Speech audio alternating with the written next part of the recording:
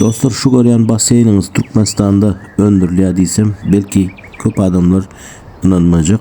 Hem şunu diýende özüm gözüm bilen görüp gaýtdym dostlar.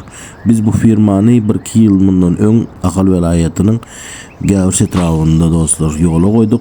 Şu wagt 5 welaýatda hyzmat berýäs. Esasanam Aşgabat şäherini we Aşgabat şäheriniň töweregine has köpräk klientlerimiz var dostlar.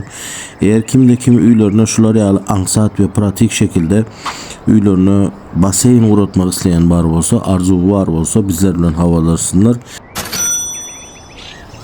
Şanlı Mekan Hocalık Cemiyeti her zaman sizin hizmetinizde dostlar.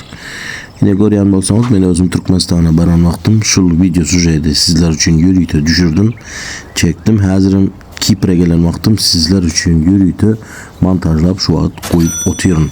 Uzunluğu aýtışmaýan 6.20 i 2.85, çuňlugy 1.10, bahasy 42.000 manat dostlar.